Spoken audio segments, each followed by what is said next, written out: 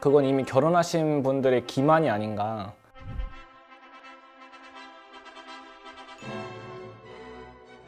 집에 가서 같이 밥 먹고 술 먹고 얘기하고 마지막에 이제 부부니까 뭔가 꽁냥꽁냥 이제 합법적으로 할 수 있는. 결혼은 이제 밖에서 사랑하고 안에서 사랑하고. 제가 사랑하는 사람과 저를 닮은 아이를 낳아가지고 이 아이를 정말 행복하게 키워보고 싶어요.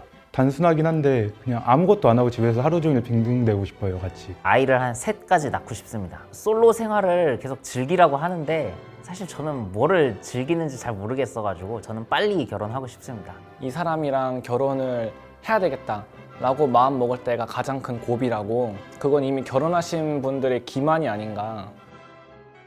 다 누구나 그 생각하잖아요. 눈 뜨면 사랑하는 사람이 옆에 있고 이제 아침밥을 또 해서 알콩달콩 먹고 이런 로망스가 있는데 사실은 안 그래요. 현실은 불편해서 같은 침대 안 쓰고요. 아침밥 안 먹고 출근합니다.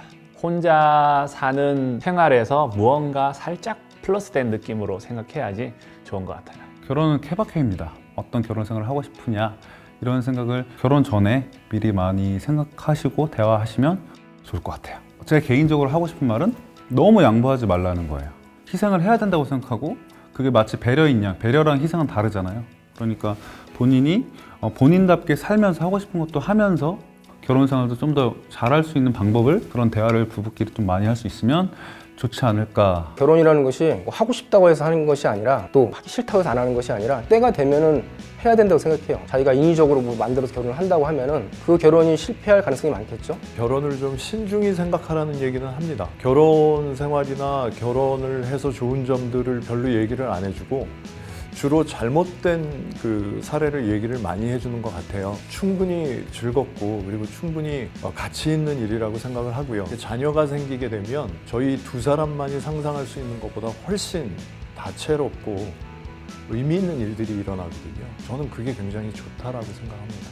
결혼을 함으로써 자기 자유는 없어진 것 같다라는 생각이 들거든요. 나만 혼자 있을 때는 비교할 대상이 없잖아요. 자식과 이제 와이프가 딸려 있을 때는 비교가 많이 되거든요. 와이프 친구들은 이렇게 했는데 우리 집은 이런다. 이런 걸 들었을 때에 나에 대한 어떤 스트레스, 압박감을 굉장히 가져오는 것이기 때문에 그게 지옥인 것 같아요. 결혼 생활한다는 게. 나은 위치에 있어야 되겠다는 그런 이제 욕심 때문에 마음이 편하게 살아오지를 못했던 것 같아요. 지금 내 자식도 하나가 결혼을 안 하고 있는데 능력을 키운 다음에 하려고 하니까 그걸 다 갖춰놓고 한다는 것은 사실 한이 없거든요. 이게 결혼을 한 다음에 좀 맞춰가는 것이 좋지 않을까.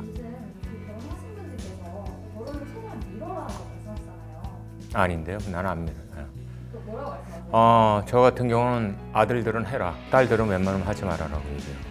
아들은 데리고 있으면 머리가 아프더라고요. 그래서 빨리 떠넘기는 게 최고다. 그리고 딸들은 데리고 있으니까 삶에 도움이 되더라고요. 최대한 끼고 있으려고 합니다.